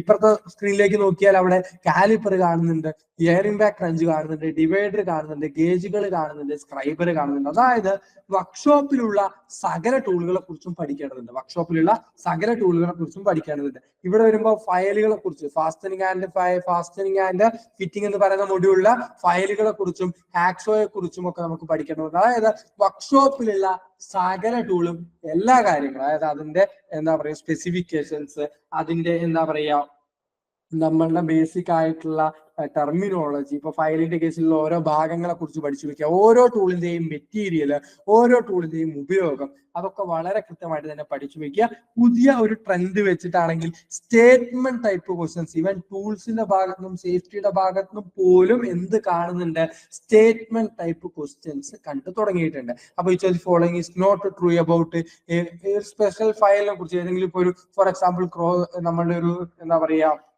ഡബിൾ കട്ട് ഫയലിനെ കുറിച്ചുള്ള ഒരു ക്വസ്റ്റ്യൻ. ഡബിൾ കട്ട് ഫയലുമായി ബന്ധപ്പെട്ട് താഴെ പറഞ്ഞ സ്റ്റേറ്റ്മെന്റിൽ ശരിയായ സ്റ്റേറ്റ്മെന്റ് ഏതാണ്, തെറ്റായ സ്റ്റേറ്റ്മെന്റ് ഏതാണ്, അത്തരത്തിലുള്ള ക്വസ്റ്റ്യൻസ് ഒക്കെ നമുക്ക് പ്രതീക്ഷിക്കാവുന്നതാണ്. അപ്പൊ സ്റ്റേറ്റ്മെന്റ് ടൈപ്പ് ക്വസ്റ്റ്യൻസ് വന്നാലും ശരി, കുറച്ച് എന്താ പറയാ സിമ്പിൾ ആയിട്ടുള്ള ഒറ്റയടിക്ക് ഉത്തരം കണ്ടുപിടിക്കാൻ പറ്റുന്ന രീതിയിലുള്ള ക്വസ്റ്റ്യൻസും ഒക്കെ നമുക്ക് പ്രതീക്ഷിക്കാം. എന്റെ ഒരു അഭിപ്രായത്തിൽ പഠിക്കുന്നവർക്ക് അഡ്വാൻറ്റേജ് കിട്ടണമെങ്കിൽ പരീക്ഷ കുറച്ച് സിമ്പിൾ ആവരുത്, കുറച്ച് ടൈറ്റ് ആവണം, കുറച്ചൊരു ബുദ്ധിമുട്ടേറിയ പരീക്ഷയാവണം. അതായത് കുറച്ച് സ്റ്റേറ്റ്മെന്റ് ടൈപ്പ് ക്വസ്റ്റ്യൻസും കാര്യങ്ങളും ഒക്കെ ചോദിച്ചുകൊണ്ടായിരിക്കണം. അങ്ങനെയാണെങ്കിൽ പഠിക്കുന്നവർക്ക് നമുക്ക് ഇമ്പോർട്ടന്റ് ആയിട്ട്, അല്ലെങ്കിൽ പഠിക്കുന്നവർക്ക് നമുക്കൊരു എന്താ പറയുക ഒരു വില, അല്ലെങ്കിൽ പഠിക്കുന്നവർക്ക് ഒരു പ്രാമുഖ്യം കിട്ടുകയുള്ളൂ. നമുക്ക് പരീക്ഷ എങ്ങനെ വന്നാലും ശരി, നമ്മളുടെ ലക്ഷ്യം നല്ല രീതിയിൽ മാർക്ക് സ്കോർ ചെയ്യുക എന്നുള്ളതാണ്. അപ്പൊ എങ്ങനെ പഠിക്കണം എന്നൊക്കെ എല്ലാവർക്കും ഒരു ധാരണ കിട്ടിയെന്ന് പ്രതീക്ഷിക്കുന്നു. 3ാമത്തെ മൊഡ്യൂളില് ഫാസ്റ്റനിങ് ആൻഡ് ഫിറ്റിംഗ് എന്ന് പറയുന്ന ഒരു ഭാഗമാണ്. റിവറ്റുകൾ, അതിന്റെ ടൈപ്പ്. റിവറ്റുകൾ നമുക്കറിയാം, ഒരുപാട് തരത്തിലുള്ള റിവറ്റുകളും അത് ഒരുപാട് തരത്തിലുള്ള ഉപയോഗങ്ങളും ഉണ്ട്. അവയെ കുറിച്ച് നമ്മൾ പഠിക്കേണ്ടതുണ്ട്. റിവറ്റ് പ്രൊപ്പോർഷനെ കുറിച്ച്, റിവറ്റിന്റെ ഹെഡും അതിന്റെ ഷാങ്കുമായി ബന്ധപ്പെട്ട കുറെ പ്രൊപ്പോർഷൻ പോർഷൻസ് ഉണ്ട്, അവയെ കുറിച്ച് പഠിക്കേണ്ടതുണ്ട്. റിവറ്റഡ് ജോയിന്റ്സിൽ തന്നെ ഒരുപാട് തരത്തിലുള്ള ജോയിന്റുകളുണ്ട്. 6 ആക്ട് ടൈപ്പ് ജോയിന്റുകളുണ്ട്, ബട്ട് ജോയിന്റ്, ലാപ് ജോയിന്റ് തുടങ്ങിയ ഒരുപാട് തരത്തിലുള്ള ജോയിന്റുകളുണ്ട്, അവയെ കുറിച്ച് പഠിക്കേണ്ടതുണ്ട്. റിവറ്റിംഗ് ഉപയോഗിക്കുന്ന ടൂളുകളെ കുറിച്ച്, ഡോളി, അതേപോലെ തന്നെ ഒരുപാട് തരത്തിലുള്ള ടൂളുകളുണ്ട്, അത്തരത്തിലുള്ള ടൂളുകളെ കുറിച്ച് പഠിക്കേണ്ടതുണ്ട്. റിവറ്റഡ് ജോയിന്റ്സിൽ തന്നെ ഒരുപാട് തരത്തിലുള്ള ഡിഫക്റ്റുകളും വരും. വെൽഡിങ്ങിലുള്ള പോലെ തന്നെ റിവറ്റിംഗിലും ഒരുപാട് തരത്തിലുള്ള ഡിഫക്റ്റുകളും കാര്യങ്ങളും ഉണ്ട്, അവയെ കുറിച്ച് പഠിക്കണം. ക്ലോക്കിംഗ് ആൻഡ് ഫുള്ളറിംഗ്, നമ്മുടെ റിവറ്റിംഗ് ചെയ്ത ജോയിന്റിനെ ലീക്ക് പ്രൂഫ് ആക്കാൻ വേണ്ടി ഉപയോഗിക്കുന്ന പ്രോസസ്സുകളാണ് ക്ലോക്കിംഗ് ആൻഡ് ഫുള്ളറിംഗ് എന്ന് പറയുന്ന പ്രവൃത്തി, അവയെ കുറിച്ച് പഠിക്കേണ്ടതുണ്ട്. ഷീറ്റ് മെറ്റലിൽ ഉപയോഗിക്കുന്ന റിവറ്റുകളും അതിന്റെ അപ്ലിക്കേഷൻസുകളും, ബോൾട്ടുകളെ കുറിച്ച്, നട്ടുകളെ കുറിച്ച്, കീകളെ കുറിച്ച്, വാഷറുകളെ കുറിച്ച്, സർക്ലിപ്പുകളെ കുറിച്ച്. ബോൾട്ട് ശ്രദ്ധിച്ചോളൂ, ബോൾട്ട്, നട്ട്, സ്ക്രൂ, സർക്ലിപ്പ്, വാഷർ, കീ, ഈ കാര്യങ്ങൾ കൃത്യമായിട്ട് പഠിച്ചോണം. ഉറപ്പായിട്ടും ഒരു 2 ക്വസ്റ്റ്യൻ എങ്കിലും നമുക്ക് പരീക്ഷയിൽ ഉണ്ടായിരിക്കും. കാര്യം ഒരുപാട് തരത്തിലുള്ള ബോൾട്ടുകളുണ്ട്, ഒരുപാട് തരത്തിലുള്ള നട്ടുകളുണ്ട്, ഒരുപാട് തരത്തിലുള്ള വാഷറുകളുണ്ട്, ഒരുപാട് തരത്തിലുള്ള കീകളും ഉപയോഗിക്കുന്നുണ്ട്. അപ്പൊ ഇതിൽ ഓരോന്നും പരീക്ഷയ്ക്ക് എന്ത് ചെയ്യാം, ക്വസ്റ്റ്യൻസ് ആയിട്ട് ചോദിക്കാം. കഴിഞ്ഞ പ്രാവശ്യത്തെ പരീക്ഷ നോക്കുകയാണെങ്കിൽ ജൂനിയർ ഇൻസ്ട്രക്ടർ മെക്കാനിക് ഡീസൽ ആയിക്കോട്ടെ, അതിനു മുമ്പ് നടന്ന ട്രേഡ്സ്മാൻ മെക്കാനിക് ഡീസൽ പരീക്ഷ ആയിക്കോട്ടെ, ഓട്ടോമൊബൈൽ ആയിട്ടുള്ള ITI പരീക്ഷകളായിക്കോട്ടെ, അവിടെയെല്ലാം നട്ടുകളെ കുറിച്ചും ബോൾട്ടുകളെ കുറിച്ചും വാഷറുകളെ കുറിച്ചുമുള്ള ക്വസ്റ്റ്യൻസ് ഉണ്ടായിട്ടുണ്ട്. അപ്പൊ അതുകൊണ്ട് തീർച്ചയായിട്ടും അതിന്റെ ഇമ്പോർട്ടൻസ് മനസ്സിലാക്കി നട്ട്, ബോൾട്ട്, വാഷർ എന്നുള്ള കാര്യം ITI സിലബസ് വെച്ചുകൊണ്ട് തന്നെ നിങ്ങൾ വളരെ കൃത്യമായിട്ട് പഠിക്കേണ്ടതാണ്. പിന്നെ ഫാസ്റ്റനിങ് ആൻഡ് ഫിറ്റിംഗ് എന്ന് പറഞ്ഞ മൊഡ്യൂളിൽ അടുത്തതായിട്ട് പറയുന്നത് എന്താണ്, screw pitch gauge, hacksaw blade, ഫയലുകളെ കുറിച്ച് ഓരോ തരം ഗ്രേഡ് അനുസരിച്ച് ക്ലാസിഫിക്കുന്നത് എങ്ങനെയാണ്, കട്ട് അനുസരിച്ച് ക്ലാസിഫിക്കുന്നത് എങ്ങനെയാണ്, ഷേപ്പ് അനുസരിച്ച് ക്ലാസിഫിക്കുന്നത് എങ്ങനെയാണ്. അപ്പൊ ഓരോ തരം ഫയലുകളെ കുറിച്ചും അതിന്റെ ഉപയോഗങ്ങളും ഒക്കെ നമ്മൾ വളരെ കൃത്യമായിട്ട് തന്നെ പഠിക്കേണ്ടിയിരിക്കുന്നു. ഗ്രൈൻഡിങ് മെഷീനുകളെ കുറിച്ച് പഠിക്കേണ്ടിയിരിക്കുന്നു. ഗ്രൈൻഡിങ് വീലും grinding machine, grinding wheel and grinding machine എന്ന് പറയുന്നത് സ്ഥിരമായി പരീക്ഷയ്ക്ക് ക്വസ്റ്റ്യൻസ് വരുന്ന ഒരു ഭാഗമാണ്. Grinding wheel and grinding machine എന്ന് പറയുന്ന ഭാഗം. ആ ഭാഗം വളരെ കൃത്യമായിട്ട് തന്നെ പഠിച്ചു വെക്കുക. ലിമിറ്റ് ഫിറ്റ് ടോളറൻസ് എന്ന് പറയുന്ന ഭാഗം ഡിസൈനിങ് എന്ന് പറയുന്ന ഭാഗത്ത് വരുന്നതാണ്. ഡിപ്ലോമ ബിടെക് പഠിച്ചവർക്ക് അറിയാം, ലിമിറ്റ് ഫിറ്റ് ടോളറൻസ് എന്ന് പറയുന്ന ഒരു ഭാഗം നമ്മുടെ ഡിസൈനിങ് ഭാഗത്ത് വരുന്നതാണ്. അതിന്റെ ബേസിക് ആയിട്ടുള്ള ITI ലെവലിൽ നിന്നുകൊണ്ടുള്ള ക്വസ്റ്റ്യൻസും പരീക്ഷയ്ക്ക് ചോദിക്കാൻ സാധ്യത. ലിമിറ്റ് ഫിറ്റ് ടോളറൻസും വളരെ കൃത്യമായിട്ട് തന്നെ പഠിച്ചു വെക്കുക. സോൾഡറിങ്ങും ബ്രേസിങ്ങും വളരെ കൃത്യമായിട്ട് പഠിക്കേണ്ടിയിരിക്കുന്നു. ഗ്യാസ്കറ്റ്, ഓയിൽ സീല്, ഗ്യാസ്കറ്റുകളെ കുറിച്ചും ഓയിൽ സീലുകളെ കുറിച്ചും, ഗ്യാസ്കറ്റിൽ തന്നെ സ്റ്റാറ്റിക് സീല്, അതേപോലെ അങ്ങനെയുള്ള വ്യത്യസ്തമായിട്ടുള്ള സ്റ്റീലുകളെ കുറിച്ച്, ടെഫ്ലോൺ ടൈപ്പ്, അതേപോലെ ഗ്യാസ്കറ്റിൽ തന്നെ ടൈപ്പുകൾ, അത്തരത്തിലുള്ള കാര്യങ്ങൾ നമുക്ക് അവിടെ പഠിക്കേണ്ടതുണ്ട്. ഡ്രില്ലിംഗ് മെഷീനുകളെ കുറിച്ചും ഡ്രിൽ ബിറ്റുകളെ കുറിച്ചും ഡ്രിൽ ആംഗിളുകളെ കുറിച്ചും ഒക്കെ നമുക്ക് ആ ഒരു ഭാഗത്ത് പഠിക്കേണ്ടതുണ്ട്. പിന്നെ ഇത് കുറച്ചൊരു വളരെ വലിയ മൊഡ്യൂളാണ്. ദി ഫാസ്റ്റനിങ് ആൻഡ് ഫിറ്റിംഗ് എന്ന് പറയുന്ന കുറച്ച് വളരെ വലിയ മൊഡ്യൂളാണ്. ആദ്യഘട്ടത്തിൽ നട്ടുകളെ കുറിച്ചും ബോൾട്ടുകളെ കുറിച്ചും റിവറ്റുകളെ കുറിച്ചും പഠിച്ചു. പിന്നീട് നമ്മളുടെ ലിമിറ്റ് ഫിറ്റ് ടോളറൻസും ഗ്രൈൻഡിങ്ങും ഡ്രില്ലിങ്ങും ഫയലിങ്ങും കട്ടിങ്ങുമായി ബന്ധപ്പെട്ട കാര്യങ്ങൾ പഠിച്ചു. പിന്നീട് ത്രെഡ് കട്ടിങ്ങിന് വേണ്ടി ഉപയോഗിക്കുന്ന ടാപ്പുകളും ഡൈകളെ കുറിച്ചുമാണ് പഠിക്കേണ്ടത്. ടാപ്പ് ആൻഡ് ഡൈ എന്ന് പറയുന്നത് വളരെ വലിയൊരു ടോപ്പിക് തന്നെയാണ്. ആ ഭാഗത്ത് ഒരുപാട് ക്വസ്റ്റ്യൻസ് നമുക്ക് പ്രതീക്ഷിക്കാം. ഇന്റേണൽ ത്രെഡ് കട്ട് ചെയ്യാൻ വേണ്ടി ഉപയോഗിക്കുന്ന ടാപ്പുകളെ കുറിച്ചും എക്സ്റ്റേണൽ ത്രെഡ് കട്ട് ചെയ്യാൻ വേണ്ടി ഉപയോഗിക്കുന്ന ഡൈകളെ കുറിച്ചും അതിന്റെ ബേസിക് ആയിട്ടുള്ള കാൽക്കുലേഷൻസ്, അതേപോലെ തന്നെ അതിലെ ടൈപ്പ്, ടാപ്പിന്റെയും ഡൈന്റെയും ടൈപ്പ്, അത്തരത്തിലുള്ള കാര്യങ്ങളൊക്കെ നമ്മൾ വളരെ കൃത്യമായിട്ട് തന്നെ പഠിക്കേണ്ടിയിരിക്കുന്നു. ഡ്രിൽ ചെയ്തിട്ടുള്ള ഹോളുകള് ഫിനിഷ് ചെയ്യുന്നതിന് വേണ്ടി ഉപയോഗിക്കുന്ന റീമറുകളെ കുറിച്ചും, ആ റീമിങ് കൃത്യമായിട്ട് നടത്താൻ വേണ്ടി ഉപയോഗിക്കുന്ന കാൽക്കുലേഷൻസ് ഉണ്ട്. റീമിങ് കൃത്യമാണോ എന്ന് അറിയാൻ വേണ്ടിയിട്ടുള്ള വ്യത്യസ്തമായിട്ടുള്ള കാൽക്കുലേഷനുകളെ കുറിച്ചും, ഷീറ്റ് മെറ്റലുകളെ കുറിച്ചും, ലാപ്പിംഗ് എന്ന് പറഞ്ഞ ഒരു സർഫസ് ഫിനിഷിംഗ് ഓപ്പറേഷൻ ആണ്. ലാപ്പിങ്ങിനെ കുറിച്ചും ഒക്കെ നമുക്ക് പഠിക്കേണ്ടതുണ്ട്. ഷീറ്റ് മെറ്റൽ വർക്കുകളിൽ ഉപയോഗിക്കുന്ന ടൂളുകളെ കുറിച്ചും, അതേപോലെ ഷീറ്റ് മെറ്റൽ ജോയിന്റുകളെ കുറിച്ചും, ഷീറ്റ് മെറ്റലില് ഓരോ തരത്തിലുള്ള operations, shearing, drawing, squeezing, bending എന്നൊക്കെ പറയുന്ന ഓരോ തരം പ്രോസസ്സുകളെ കുറിച്ചും അതെങ്ങനെയാണ് ചെയ്യുന്നത്, അതെന്താണ് സ്ക്യൂസിങ് എന്ന് പറഞ്ഞാൽ എന്താണ് ഡിഫൈൻ ചെയ്യുന്നത്, ഡ്രോയിങ് എന്ന് പറഞ്ഞാൽ എന്താണ് ഡിഫൈൻ ചെയ്യുന്നത്, ഷിയറിങ് എന്ന് പറഞ്ഞാൽ എന്താണ് ഡിഫൈൻ ചെയ്യുന്നത്, അത്തരത്തിലുള്ള കാര്യങ്ങളും ഒക്കെ പഠിക്കേണ്ടതുണ്ട്. പൈപ്പ് ബെൻഡിങ് മെഷീനുകളെ കുറിച്ചും പൈപ്പ് ആൻഡ് പൈപ്പ് ഫിറ്റിങ്ങുകളെ കുറിച്ചും നമുക്ക് പഠിക്കേണ്ടത്. അപ്പൊ പൈപ്പ് ആൻഡ് പൈപ്പ് ഫിറ്റിങ്സ് ഇപ്പൊ എന്തിനു വേണ്ടിയിട്ടാണ് യൂണിയൻ, എന്തിനു വേണ്ടിയിട്ടാണ് പ്ലഗ്, എന്തിനു വേണ്ടിയിട്ടാണ് ക്രോസ്, എന്തിനു വേണ്ടിയിട്ടാണ് ടീ, വ്യത്യസ്തമായിട്ടുള്ള പൈപ്പ് ഫിറ്റിങ്സ് ഉണ്ടല്ലോ, അവയെ കുറിച്ചും നമുക്ക് പഠിക്കേണ്ടതുണ്ട്. അപ്പൊ ശ്രദ്ധിക്കുക, നമ്മൾ ആദ്യത്തെ 3 മൊഡ്യൂളുകൾ കഴിയുമ്പോൾ തന്നെ നമുക്ക് വളരെ കൃത്യമാണ് ഓരോ മൊഡ്യൂളും വളരെ ഇമ്പോർട്ടന്റ് ആയിട്ട് തന്നെ പഠിക്കേണ്ടതുണ്ട്. കാര്യം എല്ലാ മൊഡ്യൂളിലും വളരെ മൈന്യൂട്ട് ആയിട്ടുള്ള കാര്യങ്ങളാണെങ്കിൽ പോലും വർക്ക്ഷോപ്പിൽ ഉപയോഗിക്കുന്ന സകല കാര്യങ്ങളെ കുറിച്ചും അവിടെ പറയുന്നത്. നട്ടുകള്, ബോൾട്ടുകള്, റിവറ്റുകള്, സ്ക്രൂകള്, വാഷർ, സകല കാര്യങ്ങളുമായില്ലേ. ഗ്രൈൻഡിങ്, ഡ്രില്ലിങ്, ഫയലിങ്, കട്ടിങ്, സകല കാര്യങ്ങളും ആയില്ലേ. ഷീറ്റ് മെറ്റല്, ടാപ്പ്, ഡൈ, അങ്ങനെയുള്ള എല്ലാ കാര്യങ്ങളെ കുറിച്ചും നമുക്കപ്പോൾ പഠിക്കേണ്ടതുണ്ട്. അപ്പൊ വളരെ കൃത്യമായിട്ടൊരു സ്റ്റഡി പ്ലാൻ ഒക്കെ ഉണ്ടായിട്ട് നമ്മൾ പഠിച്ചു പോവേണ്ടത് അനിവാര്യമാണ്. കാരണം നമുക്കൊരു 80 ദിവസത്തോളമാണ് നമുക്ക് സമയം കിട്ടുന്നുണ്ടാവുക. അപ്പൊ നിങ്ങൾ ശ്രദ്ധിക്കേണ്ട ഒരു കാര്യം, നമ്മളൊക്കെ പരീക്ഷയ്ക്ക് പഠിക്കുന്ന സമയത്ത് നമ്മൾ ശ്രദ്ധിക്കുന്നതാണ് നമ്മളുടെ വീക്ക് പോയിന്റ് കണ്ടുപിടിക്കാൻ പറ്റണം. അതായത് ഇപ്പൊ എനിക്ക് ഓട്ടോമൊബൈൽ നന്നായിട്ട് അറിയാം. എനിക്ക് ഓട്ടോമൊബൈൽ ആ രണ്ടാമത്തെ സെമസ്റ്ററിൽ ഞാൻ പറഞ്ഞ ഡീസൽ എഞ്ചിൻ വർക്കിങ്ങും ഡീസൽ എഞ്ചിൻ കോമ്പോണന്റും cooling, lubrication, fuel, intake and exhaust system, അതേപോലെ ചാർജിങ് ആൻഡ് സ്റ്റാർട്ടിംഗ് സിസ്റ്റം എന്ന് പറയുന്ന ഭാഗത്ത് നിന്ന് എന്ത് ക്വസ്റ്റ്യൻ വന്നാലും ഞാൻ എഴുതും. അപ്പൊ നമ്മുടെ വീക്ക് പോയിന്റ് ചിലപ്പോൾ എവിടെയായിരിക്കും? വീക്ക് പോയിന്റ് നമ്മുടെ വർക്ക്ഷോപ്പ് ടൂൾസ് ആയിരിക്കും, അല്ലെങ്കിൽ വർക്ക്ഷോപ്പ് സേഫ്റ്റി ആയിരിക്കും, അല്ലെങ്കിൽ ഹൈഡ്രോളിക്സ് ആൻഡ് ന്യൂമാറ്റിക്സ് ആയിരിക്കും. എല്ലാ ഭാഗവും ഒരേപോലെ സ്കോർ ചെയ്താൽ മാത്രമേ നമുക്ക് പരീക്ഷയിൽ മികച്ച മാർക്കോട് കൂടിയിട്ട് നല്ലൊരു റാങ്കിൽ എത്തിപ്പെടാൻ സാധിക്കുള്ളൂ. അപ്പൊ നമ്മൾ എന്ത് ചെയ്യണം? നമ്മുടെ വീക്ക് പോയിന്റ് നമ്മൾ കണ്ടുപിടിക്കണം. അതിന് വേണ്ടിയിട്ടായിരിക്കണം നിങ്ങൾ ഇനിയുള്ള ദിവസങ്ങളിലെ പഠനം. അതായത് നമ്മൾ ഓരോ മൊഡ്യൂളും കൃത്യമായിട്ട് ഇങ്ങനെ ഓരോ ദിവസം വെച്ച്, അല്ലെങ്കിൽ 2-3 ദിവസം ഓരോ മൊഡ്യൂളിനും വെയിറ്റേജ് കൊടുത്ത് അങ്ങനെ പഠിച്ചു പോവുക. അപ്പൊ നിങ്ങൾക്ക് മനസ്സിലാവും. ക്വസ്റ്റ്യൻസ് പ്രാക്ടീസ്, ഓരോ മൊഡ്യൂളിൽ നിന്നുള്ള ക്വസ്റ്റ്യൻസ് നിങ്ങൾ വളരെ കൃത്യമായിട്ട് തന്നെ പ്രാക്ടീസ്, ഓരോ മൊഡ്യൂൾ വൈസ് ആയിട്ടുള്ള ക്വസ്റ്റ്യൻസും കാര്യങ്ങളും നിങ്ങൾ എന്ത് ചെയ്യാം? സെപ്പറേറ്റ് ആയിട്ട് പ്രാക്ടീസ് ചെയ്യാം. അപ്പൊ നിങ്ങൾക്ക് മനസ്സിലാവും ഏത് മൊഡ്യൂളിലാണ് എനിക്കൊരു വീക്ക് ഉള്ളത്, അല്ലെങ്കിൽ ഏതൊരു ഭാഗത്താണ് എനിക്ക് കൃത്യമായിട്ട് ക്വസ്റ്റ്യൻസ് അറ്റൻഡ് ചെയ്യാൻ പറ്റാത്തത്. ഇനിയുള്ള ദിവസങ്ങൾ എന്ത് ചെയ്യാം? പിന്നീടുള്ള ദിവസങ്ങൾ ആ മൊഡ്യൂളിന് കൂടുതൽ ഇമ്പോർട്ടൻസ് കൊടുത്ത് പഠിക്കുകയും മറ്റുള്ള മൊഡ്യൂളുകൾ റിവിഷൻ എന്നുള്ള രീതിയിൽ പഠിച്ചു പോവുകയും ചെയ്യാം. അപ്പൊ ഏറ്റവും ഇമ്പോർട്ടന്റ് ആയിട്ടുള്ള കാര്യം എന്ന് പറഞ്ഞാൽ എന്ത് തന്നെയാണ്?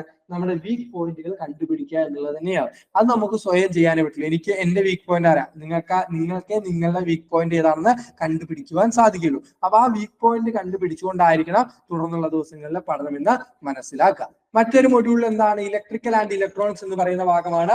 ഇലക്ട്രിസിറ്റി പ്രിൻസിപ്പിള്, റെസിസ്റ്ററുകളെ കുറിച്ച്, multimeter, fuse, cable colour code, Ohm's law, basic types of electric മീറ്ററുകൾ, അതേപോലെ വ്യത്യസ്തമായിട്ടുള്ള മീറ്റർ ഉണ്ടല്ലോ, അമ്മീറ്റർ ആണെങ്കിലും വോൾട്ട്മീറ്റർ ആണെങ്കിലും അങ്ങനെ വ്യത്യസ്തമായിട്ടുള്ള മീറ്ററുകളെ കുറിച്ചും അതിന്റെ ഉപയോഗങ്ങളെ കുറിച്ച്, മൾട്ടിമീറ്ററിന്റെ ഉപയോഗത്തെ കുറിച്ച്, ഫ്യൂസുകളുടെ ഉപയോഗം, ഫ്യൂസുകളുടെ ടൈപ്പ്, അതേപോലെ തന്നെ റെസിസ്റ്ററുകളെ കുറിച്ച്, കപ്പാസിറ്ററുകളെ കുറിച്ച്, സീരീസ് ആൻഡ് പാരലൽ കണക്ഷനുകളെ കുറിച്ച്, അതേപോലെ തന്നെ ഇലക്ട്രോമാഗ്നറ്റിക് ഇൻഡക്ഷൻ എന്താണെന്നും ബേസിക് ആയിട്ടുള്ള അതിന്റെ കാര്യങ്ങളെ കുറിച്ച് പഠിക്കേണ്ടിയിരിക്കുന്നു.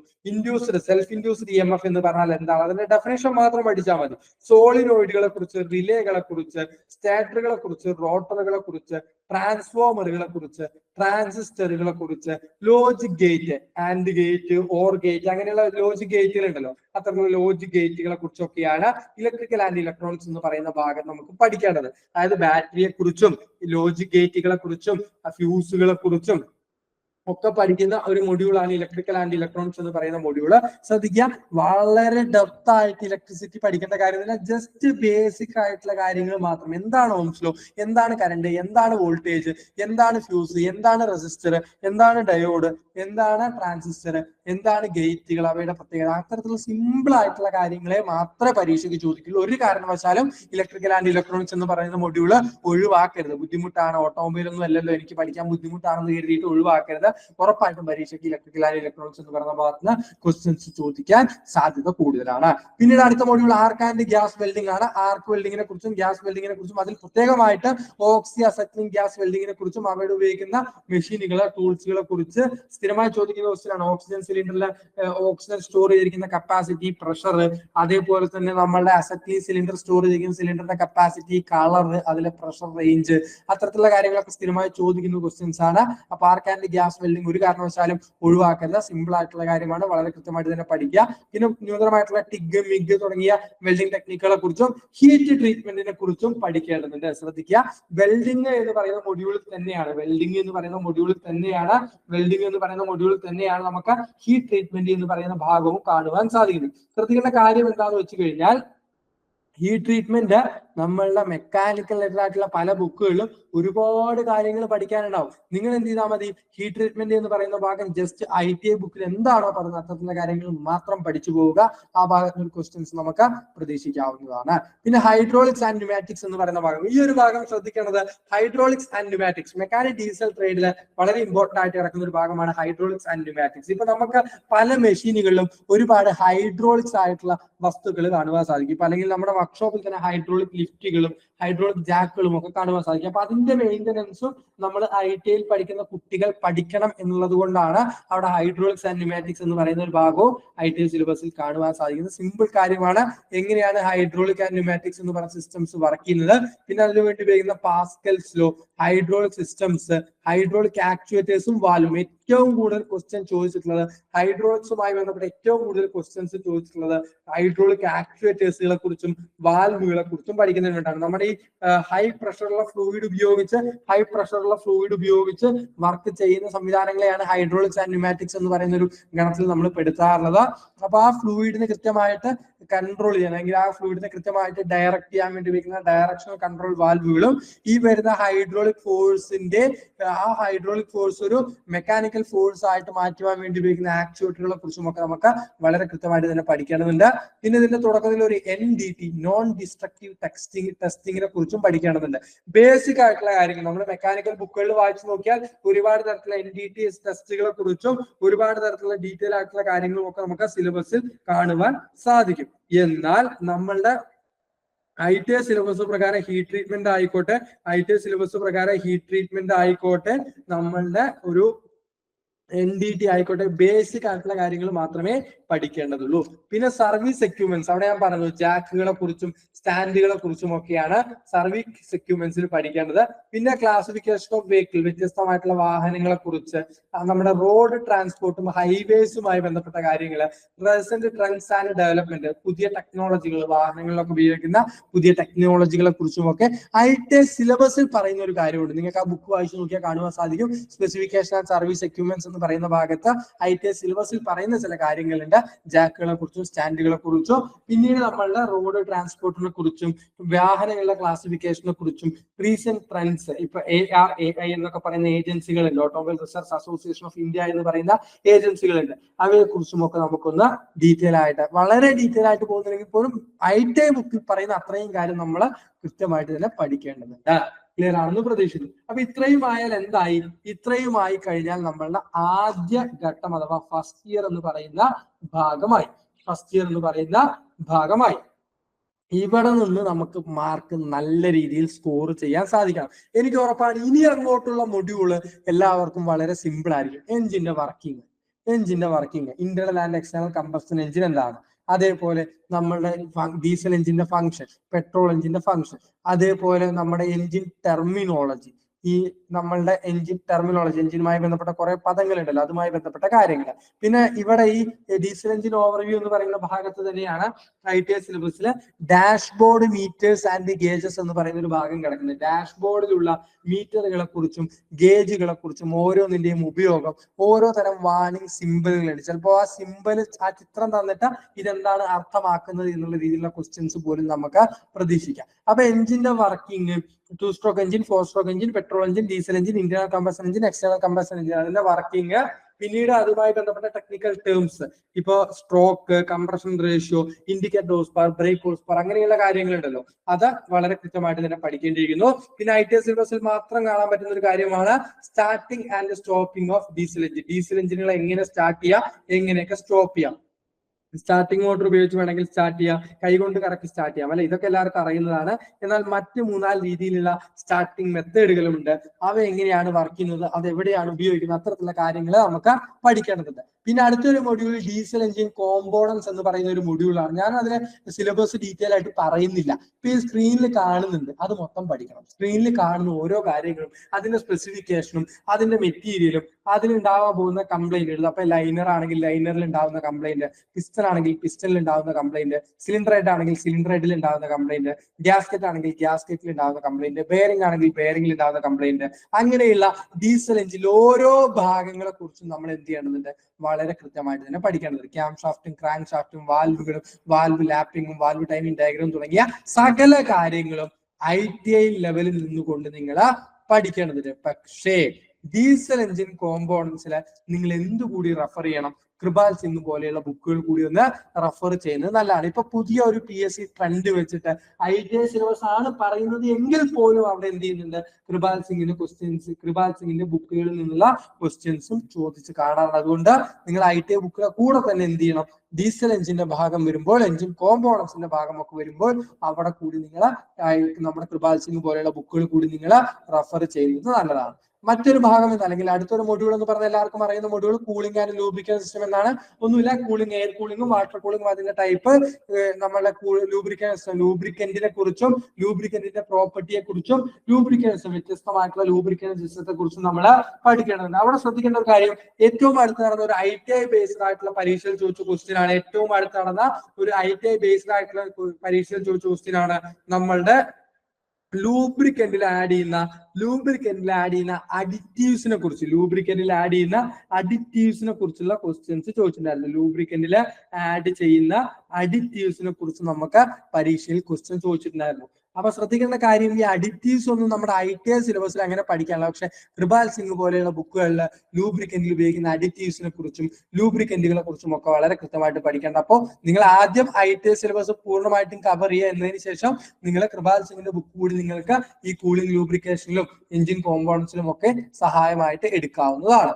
അടുത്തൊരു മൊഡ്യൂൾ എന്ന് പറഞ്ഞ ഇൻടേക്ക് ആൻഡ് എക്സോ സിസ്റ്റം ആണ്. ടർബോ ചാർജറും എയർ കംപ്രസറും എയർ ക്ലീനറും ഒക്കെ തുടങ്ങിയിട്ടുള്ള മഫ്ലറുകളും ഒക്കെ തുടങ്ങിയിട്ടുള്ള ഒരു ഭാഗമാണ് ഇൻടേക്ക് ആൻഡ് എക്സോ സിസ്റ്റം എന്ന് പറയുന്നത്. ബേസിക്കായിട്ട് ITI ലെവലിൽ നിന്നുകൊണ്ട് തന്നെ പഠിക്കുക, പറ്റുമെങ്കിൽ കഴിയുമെങ്കിൽ കൃപാൽ സിംഗ് ഒക്കെ പോലെയുള്ള ബുക്കുകൾ കൂടി റെഫർ ചെയ്യുക.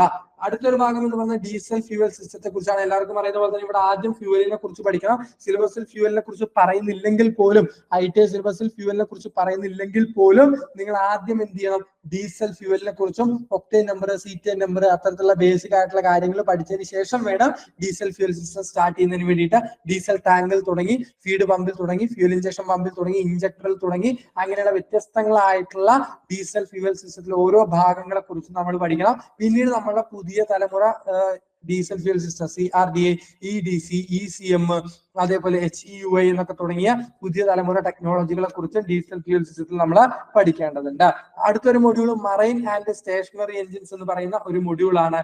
Electro magnetic coupling different of starting on marine engine. Marine എഞ്ചിനുകളുടെ സ്റ്റാർട്ടിങ്ങുമായി ബന്ധപ്പെട്ട കാര്യങ്ങൾ, auxiliary engine automation system, common rail system for marine engine. അതായത് ഇവിടെ ഞാൻ പറഞ്ഞു, അതായത് ITI മെക്കാനിക് ഡീസൽ പഠിക്കുന്ന ഒരു കുട്ടിക്ക് നമ്മുടെ കേരളത്തിലെ സാധാരണ വർക്ക്ഷോപ്പുകളിൽ മാത്രമല്ല ജോലി കിട്ടുക, എവിടെയും ജോലി കിട്ടും. വളരെ വലിയ ഷിപ്പുകളിലും അല്ലെങ്കിൽ വളരെ വലിയ പവർ പ്ലാന്റ്, കറണ്ട് ഉൽപ്പാദിപ്പിക്കുന്ന വളരെ വലിയ പവർ പ്ലാന്റ്, ഡീസൽ പവർ പ്ലാന്റുകളിലൊക്കെ ജോലി കിട്ടും.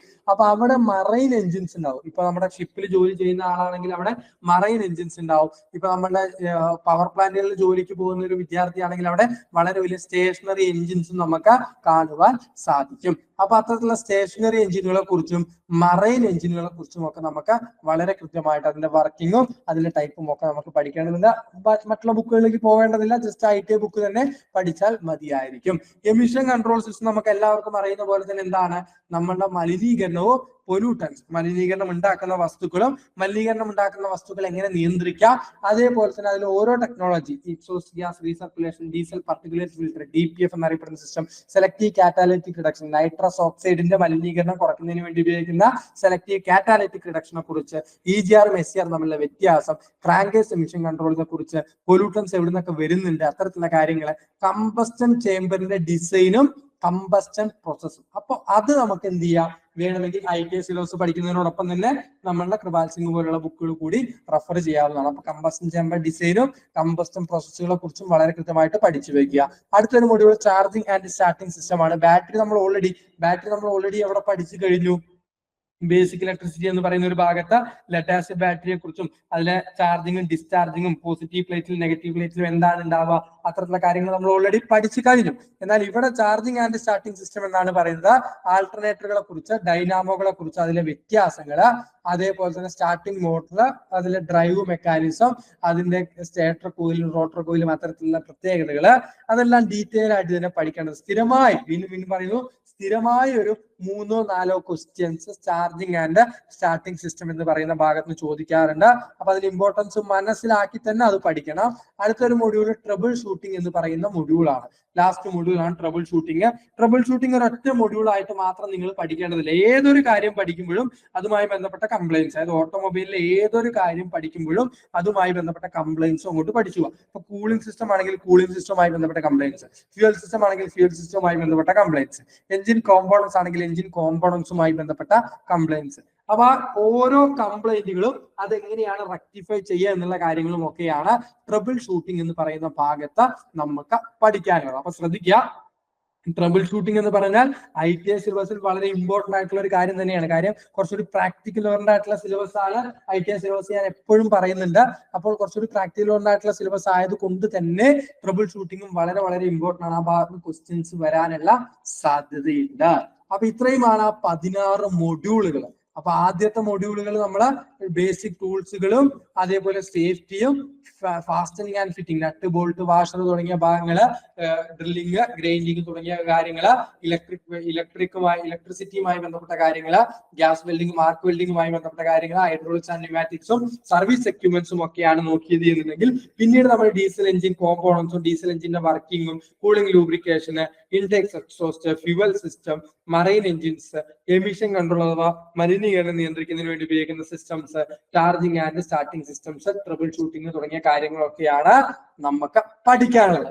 അപ്പൊ ഇത്രയുമാണ് നമ്മുടെ ഒരു മൊത്തം സിലബസ്. ഞാൻ വീണ്ടും പറയുന്നത് PSC സിലബസ് അല്ല, ITI മെക്കാനിക് ഡീസൽ സിലബസ് ആണ്.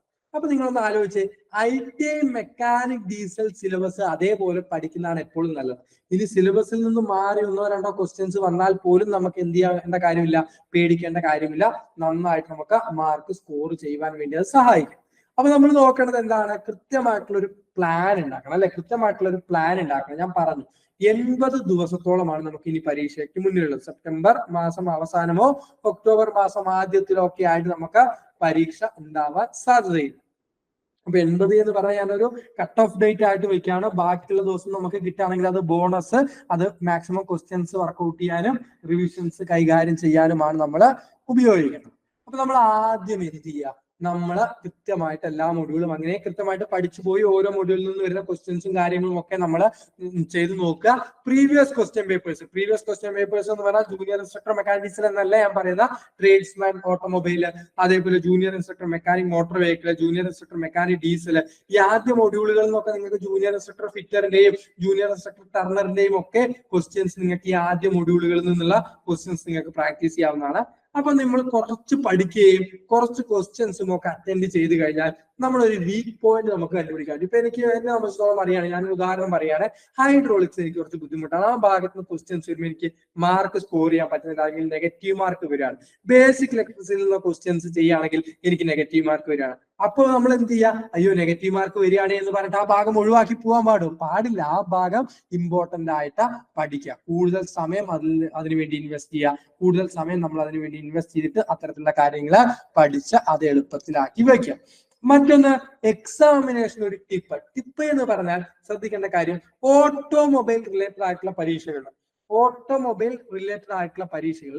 ഏറ്റവും വലിയ ഒരു വെല്ലുവിളി എന്ന് പറയുന്നത് നെഗറ്റീവ് മാർക്ക് കൂടുതലായിട്ട് വരിക എന്നുള്ളതാണ്. കാര്യം ഈ ട്രബിൾ ഷൂട്ടിംഗ് എന്ന് പറയുന്ന ഭാഗത്ത് നിന്നൊക്കെ ക്വസ്റ്റ്യൻസ് വരികയാണെങ്കിൽ നമ്മൾ ഓപ്ഷൻസ് വായിച്ചു നോക്കുന്ന സമയത്ത് നമുക്ക് പലതരത്തിലുള്ള കൺഫ്യൂഷൻസ് ഉണ്ടാവും. ഇതെല്ലാം ശരിയായ ഉത്തരം തന്നെ അല്ലേ? അങ്ങനെയുള്ള സംശയങ്ങളൊക്കെ ഉണ്ടാവാനുള്ള സാധ്യതകളുണ്ട്. നെഗറ്റീവ് മാർക്കുകൾ പരമാവധി ഒഴിവാക്കണം. അതിനുള്ള ഏറ്റവും വളരെ ഇമ്പോർട്ടന്റ് ആയിട്ടുള്ള കാര്യം എന്ന് പറഞ്ഞാൽ, ഓട്ടോമൊബൈൽ ഭാഗങ്ങൾ പഠിക്കുന്ന സമയത്ത് ആധികാരികമായിട്ട് തന്നെ പഠിക്കാം. കാരണം പല ഭാഗത്തും നിങ്ങൾ പ്രീവിയസ് ക്വസ്റ്റ്യൻ പേപ്പേഴ്സ് എടുത്ത് നോക്കിയാൽ കാണുവാൻ സാധിക്കും, പല കാര്യങ്ങളും ഇത് രണ്ടും ഉത്തരമല്ലേ, അല്ലെങ്കിൽ ഇത് രണ്ടും ശരിയായ ഉത്തരം തന്നെയല്ലേ, ഇതിലിപ്പോ ഏതാ ഉത്തരം എഴുതുക, അങ്ങനെയുള്ള കൺഫ്യൂഷൻസ് ഉണ്ടാവും. അങ്ങനെയുള്ള കൺഫ്യൂഷൻസ് ഉണ്ടാവുമ്പോൾ എന്തുണ്ടാവും, നെഗറ്റീവ് മാർക്കിംഗ് ഉണ്ടാവും. നെഗറ്റീവ് മാർക്കുകൾ പരമാവധി കുറയ്ക്കുക എന്നുള്ളതായിരിക്കണം നമ്മളുടെ അടുത്തൊരു ലക്ഷ്യം. ഇതേപോലുള്ള OMR ഷീറ്റ്, ഇപ്പൊ ഈ സ്ക്രീനിൽ കാണുന്ന പോലുള്ള OMR ഷീറ്റ് ഒക്കെ ഓൺലൈൻ ആയിട്ട് മാർക്കറ്റിൽ അല്ലെങ്കിൽ ഓൺലൈൻ ആയിട്ട് നിങ്ങൾക്ക് വാങ്ങിക്കുവാൻ സാധിക്കും. അല്ലെങ്കിൽ ജസ്റ്റ് ഒരു OMR ഷീറ്റ് ഗൂഗിളിൽ അടിച്ച് ജസ്റ്റ് പ്രിന്റ് എടുത്തിട്ട് ആ OMR ഷീറ്റിൽ മാർക്ക് ചെയ്തുകൊണ്ട് തന്നെ, തുടക്കക്കാരൊക്കെ ആണെങ്കിൽ ആ OMR ഷീറ്റിൽ മാർക്ക് ചെയ്തുകൊണ്ട് തന്നെ ഏതൊക്കെ ഭാഗങ്ങളിലാണ് നെഗറ്റീവ് മാർക്ക് വരുന്നത് എന്നുള്ള കാര്യമൊക്കെ നോക്കിയിട്ട് നമ്മൾ കൃത്യമായിട്ടൊരു എന്താ പറയാ രീതി ഫോളോ ചെയ്യുക. അതായത് നമ്മൾ നെഗറ്റീവ് മാർക്ക് വരുന്ന ഒരു ഭാഗം ഉണ്ടെങ്കിൽ അയ്യോ ഈ ഭാഗം എനിക്ക് ബുദ്ധിമുട്ടാണ്, ഈ ഭാഗത്തുള്ള ക്വസ്റ്റ്യൻസ് ഒന്നും ഞാൻ അറ്റൻഡ് ചെയ്യില്ലേ എന്ന് പറഞ്ഞിട്ട് ഒഴിവാക്കി വിടരുത്. നമ്മൾ എന്ത് ചെയ്യണം, നമ്മൾ ബാക്കിയുള്ള മൊഡ്യൂളുകൾ കുറച്ച് സമയം എടുത്തിട്ട് എന്ത് ചെയ്യുക, ഈ ബുദ്ധിമുട്ടുള്ള മൊഡ്യൂള് കൂടുതലായിട്ട് ടൈം കൺസ്യൂം ചെയ്ത് നിങ്ങൾ പഠിക്കുക. ഓക്കെ ആണല്ലോ. അപ്പൊ നമ്മള് ഇന്നത്തെ ഒരു ഉദ്ദേശം എന്ന് പറയുന്ന, കുറച്ച് വളരെ വലിയ വീഡിയോ എന്ന് തോന്നുന്നു, ഞാൻ ഒരു അരമണിക്കൂറിനകത്തൊക്കെ അവസാനിപ്പിക്കാൻ വിചാരിച്ചാണെങ്കിൽ പോലും കൂടുതൽ കാര്യങ്ങൾ മനസ്സിലാക്കുവാൻ വേണ്ടിയിട്ടാണ് നമ്മൾ കൂടുതൽ സമയം നമ്മുടെ ഈ ഒരു ക്ലാസ്സിന് വേണ്ടിയിട്ട് എടുത്തത്. അപ്പൊ നമ്മൾ ഇന്ന് പഠിച്ചിരിക്കുന്നത് എന്തൊക്കെയാണ്, ജൂനിയർ ഇൻസ്ട്രക്ടർ മെക്കാനിക് ഡീസൽ തസ്തികയെ കുറിച്ച്, കഴിഞ്ഞ പരീക്ഷയെ കുറിച്ച്, എങ്ങനെ ഈ ഒരു പരീക്ഷയ്ക്ക് ഇനിയുള്ള ദിവസങ്ങൾ നല്ല രീതിയിൽ യൂട്ടിലൈസ് ചെയ്യണം എന്നുള്ള കാര്യങ്ങളൊക്കെയാണ് നമ്മൾ ഇന്നത്തെ ഈ ഒരു വീഡിയോയിലൂടെ പറയുവാൻ ഉദ്ദേശിച്ചത്. അപ്പൊ ഡീറ്റെയിൽ ആയിട്ടുള്ള ഒരു സിലബസ് ഡിസ്കഷൻ ആണ് നമ്മൾ ഇന്നത്തെ ഈ ഒരു വീഡിയോയിലൂടെ ചെയ്തത്. അപ്പൊ എല്ലാവരും നന്നായിട്ട് തന്നെ പരീക്ഷയ്ക്ക് പ്രിപ്പയർ ചെയ്യുക. എല്ലാവർക്കും നല്ല ഒരു മാർക്കൊക്കെ നേടിയിട്ട് ഉയർന്ന റാങ്കിൽ തന്നെ എത്താൻ സാധിക്കട്ടെ എന്ന് ആശംസിക്കുന്നു. അപ്പൊ എല്ലാവരും നന്നായിട്ട് തന്നെ പരീക്ഷയ്ക്ക് പ്രിപ്പയർ ചെയ്യുക. എല്ലാവർക്കും ഓൾ ദി ബെസ്റ്റ് കൂടി നേർന്നുകൊണ്ട് അവസാനിക്കും.